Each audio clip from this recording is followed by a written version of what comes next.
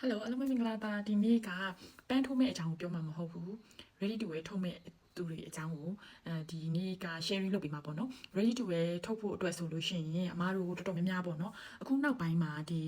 fashion လောကတွေကိုရောက်လာတဲ့ designer တော်တော်များများပေါ့နော် designer ဆိုကြပါစို့ designer ပေါ့နော်designer တက်တဲ့သူတက်တဲ့သူလေးတွေရှိတယ်ပြီးတော့ဆိုလို့ရှိရင်စချုပ်တနန်းစားတက်တဲ့ဒီဇိုင်နာတနန်းတက်ကြတဲ့တချို့ကကြတော့ဒီအထည်လက်ခံတာ customize လုပ်ပြီးတော့လက်ခံတာရှိတယ်ပြီးတော့ဆိုလို့ရှိရင်တနိုင်တစ်ပိုင်းပေါ့နော်အထည်လေးတွေထုတ်ချင်တဲ့လူရှိတယ်ဒီဇိုင်နာလုံးဝမတက်ဖဲနဲ့လေအပြင်မှာအထည်ချုပ်လုပ်ငန်းလုပ်နေတဲ့လူတွေရှိတယ်အဲ့လူတွေကအထည်နဲ့ပတ်သက်ဘာမှလည်းမသိဘူးဒါပေမဲ့တော်တော်များများအရန်ကိုအလုပ်ဖြစ်နေရလေးရှိတယ်ပေါ့နော်အဲ့ဒါဘာလဲဆိုလို့ရှိရင်အဲ့လူဝစ်ချက်ပေါ့နော်လူဝစ်ချက်ရဲ့လို့တော့မဟုတ်ဘူးတကယ်ကြတော့ဒါတွေကအမတို့အနေနဲ့တည်တင်တာကဒီအဝတ်ထည် garment ပေါ့နော် garment industry တွေကိုရောက်လာတယ်ပေါ့နော်ဒါ garment ကတော့အထည်ချုပ်လို့ခေါ်တယ် clothing industry ပေါ့နော်ဒီ clothing နဲ့ပတ်သက်ပြီးတော့အလုပ်လုပ်တဲ့လူတွေပေါ့နော်အဲ့ဒါတွေ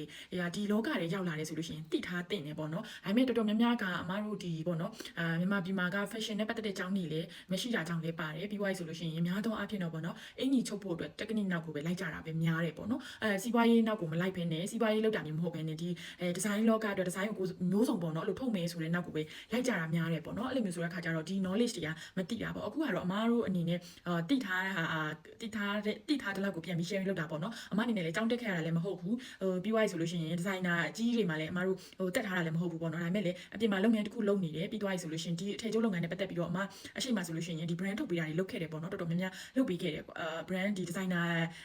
designer လုံးဝ designer မဟုတ်ဘဲနဲ့အပြင်ကနေလုပ်ငန်းလုပ်နေတဲ့လူက brand ထုတ်ချင်နေဆိုတာကိုအမတို့ကဒီအစအဆုံးပေါ့နော်ပိတ်စကနေတဲ့ design ကနေတဲ့ဒီ packaging ထိအစအဆုံးလုပ်ပေးခဲ့တဲ့ဟာမျိုးထိတွေပေါ့နော်အမတို့လုပ်ခဲ့တာတွေရှိတယ်ပေါ့နော်အဲဆိုတဲ့ခါကျတော့ဒီမှာဒီနေ့ပြောချင်တဲ့အကြောင်းအရာကအမကဘာကို sharing လုပ်ပေးချင်လဲဆိုတော့ basic way လေးတွေနဲ့ပတ်သက်ပြီး sharing လုပ်ပေးချင်တယ်ပေါ့နော်ဒီအထည်ချုပ်လောကမှာဆိုလို့ရှိရင် basic way ကိုကြတော့အခုအမတို့ brand ထုတ်ချင်နေဆိုရင် basic way စဉ်းစားတဲ့လူကအရန်နေတယ်ပြီးွားဆိုလို့ရှိရင်ဘာကြောင့်မို့လို့ဒီ basic way တွေကလေ့လာတင်လဲပေါ့နော်ပြီးွားခါကျလို့ရှိရင်ဒီရဲ့ basic way line ကဘာဖြစ်လို့အရန်အလုပ်ဖြစ်လဲဆိုတဲ့ဥစ္စာကိုအမအနေနဲ့တစ်ချက်ပြန်ပြီးရှင်းပြမှာပေါ့နော်ဘာဖြစ်လို့လဲဆိုလို့ရှိရင်အမတို့ကလေဒီအဝတ်စားတွေဆိုတာနေ့စဉ်ဝမ်းဆိုတာရှိရပေါ့နော်နေ့ဆိုတာကတကယ်လူတွေအတွက်အရန်လိုအပ်နေတဲ့အရာလိုအပ်ချက်ပြပြမနေလိုအပ်တဲ့ဟာ once ကတော့လိုချင်တာပေါ့နော်မလိုအပ်လေလိုချင်တဲ့ဟာပေါ့နော်တချို့ဟာတွေဆိုတော်တော်များများပေါ့နော်အဝတ်မိန်းကလေးတွေဆိုလို့ရှိရင်များသောအားဖြင့်ကို့မှာမလိုအပ်ဘူးကွာအဝတ်စားတွေမှာအများကြီးပဲဖြစ်နေပေါ့နော်ဒါပေမဲ့လိုချင်ပြီးတော့ဝယ်တာပေါ့နော်လိုချင်တယ်အပိုစာသားအနေနဲ့ဝယ်တဲ့ဥစ္စာတွေရှိရပေါ့နော်အဲ့လိုမျိုးမှာဒါပေမဲ့အဲ့အဝတ်ထည်တွေကကြတော့ needs your want ရောပေါ့နော်အဲ့နှစ်ခုစလုံးဈေးကွက်ထဲမှာညှိရပေါ့နော်ဆိုတော့ခါကြတော့အမတို့ကအဲ့ပုံမှာမူတည်ပြီးတော့ဒါကလုံးဝလိုအပ်တဲ့ဥစ္စာလားမလိုအပ်ဖ ೇನೆ ဒီလိုချင်အောင်လို့ထုတ်ထားတဲ့ဟာလားထုတ်မှာလားပေါ့အမတို့အဲ့ပုံမှာမူတည်ပြီးတော့သွားကြမှာဆိုတော့ခါကြတော့အမကဒီ basic way အကြောင်းကိုပြောပြရဲဆိုတာကမှဆိုကြပါစို့အမတို့က basic way ဆိုတာဘာလဲသိဖို့အတွက်ဆို basic way ဆိုတာနေ့စဉ်နဲ့အမျှပေါ့နော်အမတို့တွေမှာဒီလူတွေ live မှာပေါ့နော်ဝတ်တဲ့ဥစ္စာရှိရကွာတစ်ခါလေကြားလို့ရှိရင်ဘာလဲဆိုအခုနောက်ပိုင်းဆိုလို့ရှိရင်ညအိတ်ဝတ်စုံတွေတို့အိမ်မှာနေဝတ်တဲ့ဘောင်းမီတွေတို့ပေါ့နော်အဲ့လိုမျိုးတွေအဲ့ဟာတွေကတောက်လျှောက်ဝယ်ကြတာရှိရပေါ့နော်ဆိုတော့မြင်တာအောင်လို့ဒါပြပြတာပေါ့နော်သူက example အနေနဲ့ပြောမယ်ဆို t-shirt တန်တော့လို့ခေါ်တယ်တန်တော့ဆိုတာကအမတို့ဒီt-shirt အင်ကြီးလို့ပြောတော့ကိုချက်အင်ကြီးလေးတွေပုံစံမျိုးပေါ့နော်ခုကကောင်မလေးဝတ်တဲ့ကျုပ်တလုံးလေးလည်းဝတ်တယ်ဒါမှလည်းပင်ပိတ်ကလေးတွေတို့အထဲမှာရှိရဒီ tartan next ပုံစံဒီလည်းပင်ဟိုအပြည့်နဲ့အဲ့လက်ရှိလေး sweater လေးတွေပေါ့နော်အဲ့လိုပုံစံမျိုးတို့နောက်တစ်ခါကျလို့ရှင် shirt အင်ကြီးလေးတို့ပေါ့နော်ပြီးတော့ခါကျ plain trouser ပေါ့နော် plain trouser ဆိုတာကလုံးဝပြောင်းပေါ့နော်ပြောင်းဘောင်းမီတွေပေါ့နော်ဘောင်းမီတွေလိုပဲပြီးသွားဆို skirt တွေလိုမယ်ဒီဘောင်းမီအတူတွေလိုမယ်ပြီးသွားဆိုလို့ရှင်ဒါတွေက basic မဖြစ်မနေတုံးရတဲ့ဟာတွေကွာလူတိုင်းမှာဆိုမိန်းကလေးပဲဖြစ်ဖြစ်ယောက်ျားလေးပဲဖြစ်ဖြစ်ကိုယ်စီမှာဆိုအတွင်းငယ်ဆိုလည်းမဖြစ်မနေဝယ်ရတယ်ပြီးသွားဆိုလို့ရှိရင်ဘောင်းမီရုံးတက်တဲ့လူတွေဆိုရင်ပိုတိတာတယ်ဒါနေရလူတွေဆိုလို့ရှိရင်တော့ပစိုးထမိန်အင်ကြီးဒါတွေကအမြဲတမ်းအနေနဲ့ရှိကိုရှိရတဲ့ဥစ္စာပေါ့နော်ပြီးသွားဆိုလို့ရှိရင်ဘောင်းမီဆိုလို့ရှိရင်ဘောင်းမီအတူရှိမယ်အရှိရှိမယ်အဲ့လိုမျိုးကွာဘောင်းမီမှာတော့မှအတူတောင်မှ0 quarter ကနေစမယ် half ပင်လားဒါမှမဟုတ်ဆိုလို့ရှိရင်ဒီ short လား4 quarter လား3 quarter လားအဲ့လိုမျိုးပုံစံမျိုးပေါ့နော်အဲ့လိုမျိုးတွေရှိတယ်အဲ့ဒါမှာကိုကြိုက်တဲ့အထည်ရမှာအဲ့ basic wear တွေကိုစဉ်းစားကြည့်ပြီးတော့ခါကြတော့တခုတည်းကိုပဲအမတို့ရွေးပြီးတော့ထုတ်လို့ရတာမျိုးပေါ့နော်အဲ့ဒါဆိုတဲ့ခါကြတော့အမတို့ရဲ့ဒီ experience အရာပေါ့နော်ပုံမှန်အားဖြင့်တော့ဒီအင်ကြီးအထည်ထုတ်တဲ့လူတွေဆိုလို့ရှိရင်လုံးဝဒီအထည် line ပေါ့နော်အမတို့ designer တွေလိုမျိုးအထည်အကြောင်းနားမလဲဘူးတိတ်ပြီးတော့နားမလဲဆိုလို့ရှိရင်သူက basic wear ကိုအဓိကထားပြီးထုတ်တယ်ဥပမာပကြားမတွေထုတ်တဲ့ဥစားတွေလင်းညာအိတ်ဝတ်စုံတွေထုတ်တယ်ပြီးသွားပြီဆိုလို့ရှိရင် shirt အင်ကြီးဆိုလို့ရှိရင် shirt အင်ကြီးကျွန်တော်တောက်လျှောက်ထုတ်တယ်shirt အင်ကြီးကိုမှအမတို့ကအပွင့်နေပါတယ်နဲ့မသွားဘူးအယောင်နဲ့ပဲသွားတယ် basic အယောင်နဲ့ပဲအယောင်မှာတော့ basic အယောင်ကအဖြူအမဲပြီးသွားဆိုအပြာပေါ့နော်အဲ့လိုပုံစံမျိုး basic အယောင်တွေပဲပါဆိုတော့အယောင်တွေကနှစ်တိုင်းမှာလည်း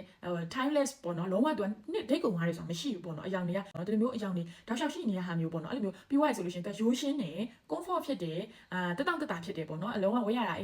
တက်တောင့်တက်တာဖြစ်တယ်ရိုးရှင်းတယ်ပြီးသွားဆိုလို့ရှိရင်အမြဲတမ်းအမတို့အရှိ9နှစ်မှာလည်းနောက်9နှစ်မှာလည်းဒီကဥစ္စာတွေကသုံးခဲ့တဲ့ဟာတွေပေါ့နော်ဟိုးရင်ကလေးစားသုံးခဲ့တာတွေအမတို့မိဘတွေလက်ထက်မှာလည်းဒါတွေကသုံးခဲ့တယ်နောက်သားသမီးမင်းမြင့်ကြတယ်ဒါလေးတွေရှိနေဦးမယ်ပေါ့ဒီဒီဇိုင်းညာရှိနေဦးမယ်ဆိုတာမျိုးပေါ့နော်အဲ့လိုပုံစံမျိုးဆိုတော့မြန်မာပြည်မှာဆိုလို့ရှိရင်တော့အမတို့ တို့ဒီရင်ဘုံတွေမှာလည်း basic way တွေရှိတယ်ပေါ့ရင်ဘုံပုံစံဒီပုံစံနဲ့ပဲတောက်လျှောက်လေးသွားတဲ့ဥစားပေါ့နော်အဲ့လိုပုံစံမျိုးလေးတောက်လျှောက်ရှိရပေါ့ဆိုတော့အဲ့ဒီကနေနောက်တစ်ခု basic way ကအရေးပါတဲ့အချက်ပေါ့နော်ဟိုဘယ်လို brand မှာမဆိုအခြေခံဝတ်စုံကမဖြစ်ပါရတယ်ထုတ်ရတယ်ပေါ့နော်ဘာလို့လဲဆိုတော့ကြတော့ဒီဟာကလေ customer rotation အတွက်အဲ့လိုမျိုးဟိုအရင်အသုံးဝင်နေဥပမာဖြစ်အမားတို့ကအဲ့ဒီ basic ဝယ်တက်တဲ့တမျိုးကောင်းကောင်းလေးထုတ်ထားပြီးဆိုလို့ရှိရင်ဒီဟာနေတယ်လေအမားတို့နောက်ထပ်စဉ်းစားစရာမလိုတော့ဘူးလုပ်ငန်းကသူ့ဟာလေးနဲ့သူလေပတ်ပြီးတော့ထုတ်လို့ရနေတယ်ပြီးတော့ဖောက်တယ်ရလေရတယ်ပုံမှန်ဝင်ငွေလည်းရတယ်ပေါ့နော်ဒါဆိုလို့ရှိရင်ကိုလုံနေတယ်ကိုထုတ်နေတဲ့ဥစ္စာမှာပေါ့နော်ကိုက trend နဲ့အမိလိုက်တဲ့ဥစ္စာလေးရှိတယ်လို့ trend နဲ့အမိမဟုတ်ဘဲနဲ့ basic ဝယ်အနေနဲ့နှစ်တိုင်းမှာဒီဥစ္စာက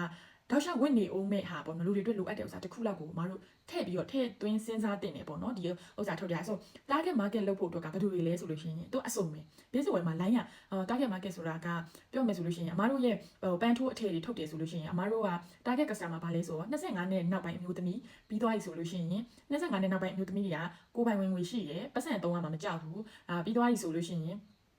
ဘယ်လိုပြောမလဲအမားတို့ဒ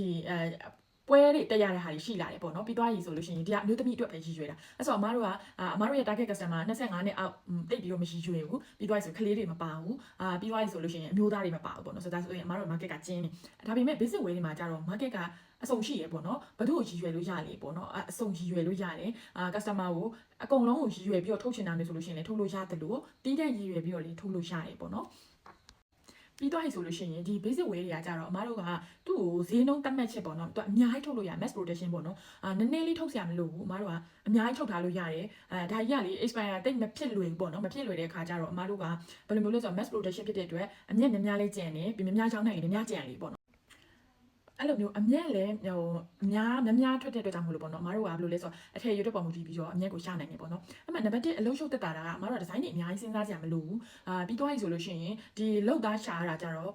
point နေလေအမားတို့မှာရိုးရှင်းလေပေါ့နော်ရိုးရှင်းတဲ့အတွက်ကြောင့်မို့လို့ဒီအရန်ကြီး scale worker ပေါ့နော်အရန်ကိုကျွမ်းကျင်လောက်တာတချို့ကျွမ်းကျင်လောက်တာဆိုတာကတစ်ထည်လုံးတွဲနိုင်တာမျိုးပါအဲ့လိုတွေမလို့ point လေးတွေနဲ့အမားတို့ချုပ်ခိုင်းလို့ရတယ်လုတ်ခိုင်းလို့ရတယ်ပေါ့နော်ဆိုတော့ခါကျတော့အဲ့ဟာလေးတွေကမစိုးဘူးပေါ့နော်အမားအနေနဲ့ပြောမယ်ဆိုလို့ရှိရင်တော့အဲ့ basic way ရဲ့ market တစ်ခုလုံးကရှိတယ်အကြီးကြီးပဲပေါ့နော်ဘာဖြစ်လို့လဲဆိုတချို့ဆိုလို့ရှိရင်ခုဒီအမားတို့ဒီတောင်ကြီးမှာဆိုလို့ရှိရင်ပေါ့နော်basic way အနေနဲ့ဟူဒီပေါ့နော်သူကဘာလို့ဆိုတော့ daily life မှာပေါ့နော်အမားတို့ຫນွေရာဒီတစ်ခုတည်းပဲຫນွေတစ်ခုတည်းပဲဒါတောင်မှတချို့တော်တော်များများပေါ့နော်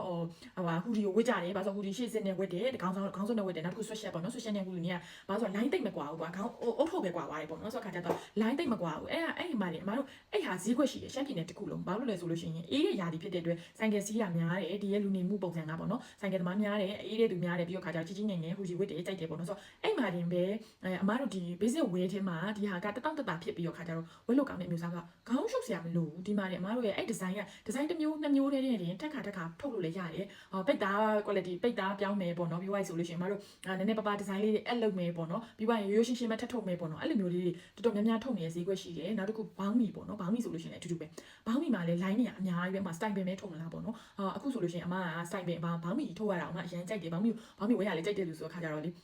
ေမောင်းမီအတူရှိအကုန်ကြိုက်တယ်ဆိုတော့ခါကျတော့အမအနေနဲ့ဒီအမျိုးသားဘောက်ဆာဆိုလို့ရှိရင်ထုတ်ဖို့လိုအပ်တယ်ပေါ့နော်မျိုးတဲ့ဘောက်ဆာအခုနောက်ပိုင်းဆိုအမျိုးသမီးရောယူနီစစ်ဝတ်တယ်ကွာဒီကယောက်ျားလေးရောမိန်းကလေးရောဒီဘာလို့ဆိုတော့အရန်ပူတဲ့ຢာဒီပေါ့နော်အမကရန်ကုန်မှာ73နှစ်လောက်နေလာပြီးတောင်ကျပြောင်းလာဆိုရန်ကုန်ရဲ့လူနေမှု lifestyle ကိုနားလေတယ်ကွာအဲ့ဆိုခါကျအရန်ပူတာကိုလည်းလက်ခံတယ်ရန်ကုန်မှာလူကြီးအရန်များတယ်ဆိုတော့ခါကျကြားမအောင်ဘောင်းမီအတူပဲဝတ်ချင်တယ်အေးရလေးပေါ့နော်အိမ်နေဆိုလို့ရှိရင်ဒီဘောင်းမီခြေသားလေးတွေဝတ်ချင်တယ်ပေါ့နော်အဲ့လိုမျိုးဆိုခါကျဒါလည်းဈေးကွက်တစ်ခုပဲဒီလားဈေးကွက်တစ်ခုမှာအမတို့ဒီမြန်မာပြည်ထွက်တဲ့ဥစ္စာနဲ့ဈေးကွက်နဲ့အကြီးကျယ်လုပ်လို့ရတယ်ပေါ့နော်လုပ်လို့ရတယ်ဒီဟာအတွက်ကိုတော့အမတို့ဒီမှာပတ်တန်နေထပ်ပြီးတော့စမ်းနေတော့ပေါ့နော်ဘာလို့တတောင့်တတာဖြစ်ဖို့လိုတယ်အကျန်းခံဖို့လိုတယ်ပြီးသွားပြီဆိုလို့ရှိရင်ဈေးလဲတက်တာရမယ်ပေါ့နော်ဒါက basic way ဖြစ်တဲ့အတွက်လူအများဝင်နိုင်တဲ့ဈေးဖြစ်ရမယ်ပေါ့အဲ့လိုမျိုးလေးလိုအပ်ချက်တွေကိုအမတို့ပြန်ပြီးပြင်ဆင်နေရပေါ့နော်ဒါဆိုလို့ရှိရင်အဲ့ basic way တွေနဲ့ပတ်သက်ပြီးခါကြတော့ထုတ်ဖို့အတွက်ပေါ့နော်ထုတ်ဖို့အတွက်ဘာလို့ရှင်းနေအများကြီးသိကြမလို့ပုံမှန်အားဖြင့်အပြင်လူတယောက်ကပေါ့နော်ဒီအထည်ချုပ်လောကတွေဝင်မယ်ဆိုလို့ရှိရင်အမတို့ပတ်တန်ဝယ်လို့ရတယ်ပြီးသွားဆိုရင်ချုပ်ယုံသွားပြီးအဲ့လိုရတယ်ပြီးတော့အဓိကတော့အမတို့ရောင်းတက်လာကိုယ့်အနေကိုဒီ social media အသုံးချပြီးရောင်းတက်လာဒါမှမဟုတ်အပြင်မှာဖောက်တယ်ရှာပြီးတော့အပ်နိုင်လားပေါ့နော်ဒါဒီပုံမှာမူတည်ပြီးတော့ခါကြတော့အမတို့ဆက်လုပ်လို့ရတယ်ပေါ့နော်ဆိုတော့ခါကြတော့သူကလေဘယ်လိုမျိုးလဲဆိုလို့ရှိရင်စစ်ချုပ်တင်ထားတဲ့လူတွေဆိုလို့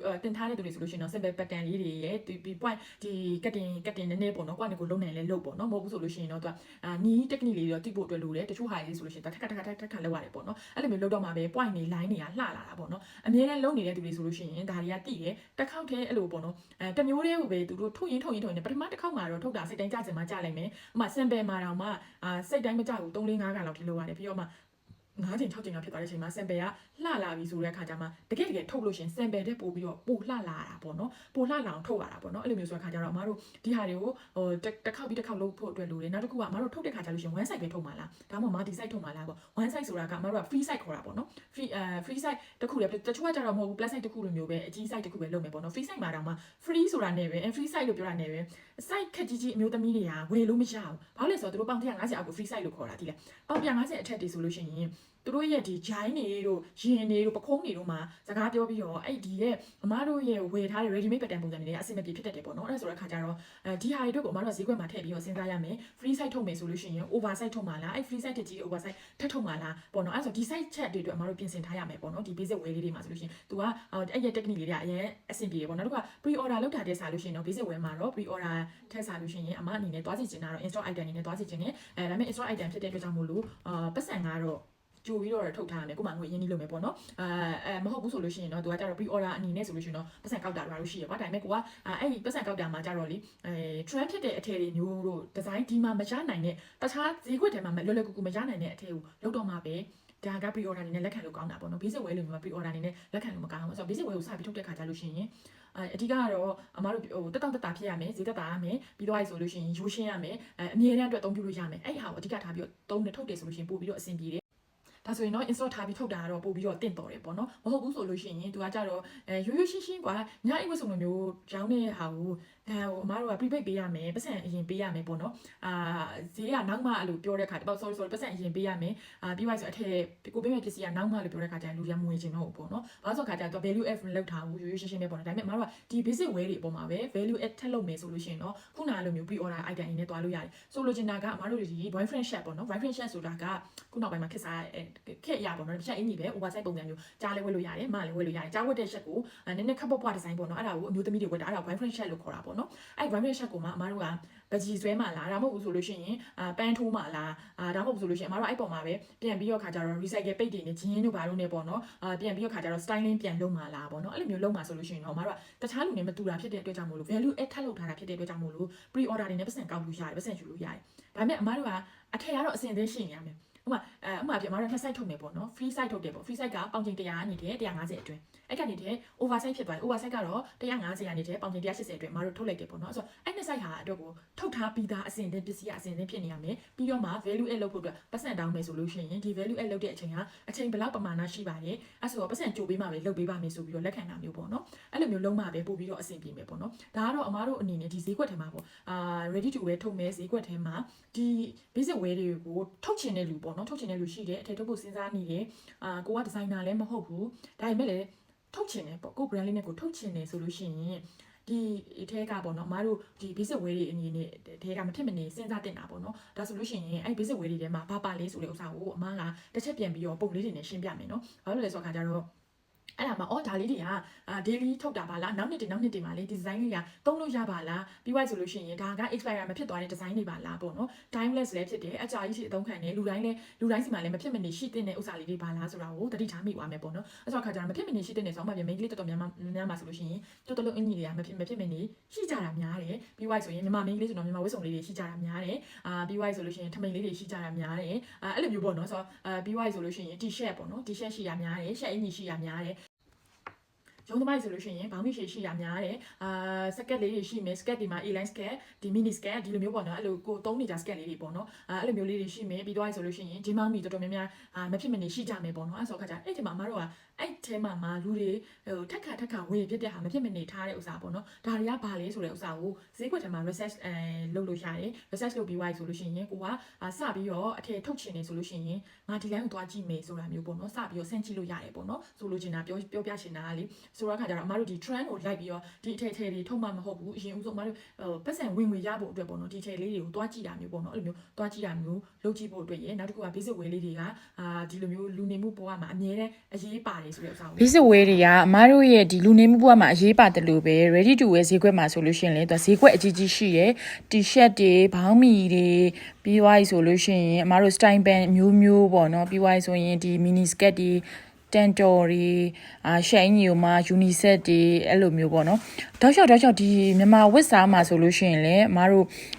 တောက်လျှောက်ညီးပါပေါ့နော်ဒီပုံစံလေးတွေဆိုတာအဟိုးရင်နှစ်တည်းကလည်းခက်စားလာခဲ့တဲ့ပုံစံတွေပေါ့အဲ့လိုမျိုးဆိုလို့ရှိရင်အမားတို့အနေနဲ့ဒီဈေးကွက်ထဲမှာအရန်ကိုခက်ခဲမလုပ်ရဘဲနဲ့လွယ်ကူကူနဲ့ထုတ်လို့ရနေတဲ့အနေအထားလေးတွေကိုလေ့လာလို့ရတယ်ပေါ့နော်ဗီဒီယိုလေးတွေမှာအမားတို့အထည်လေးတွေကိုထုတ်တဲ့ခါကျရင်ဘယ်လို item list လေးတွေရွေးတင်လဲ brand လေးတွေကိုဘယ်လိုမျိုးတည်ဆောက်တင်လဲဆိုတာကိုပြောပြပါမယ်ဒါဆိုရင်နောက်ဗီဒီယိုမှာပြန်တွေ့ပါမယ်နော်တတား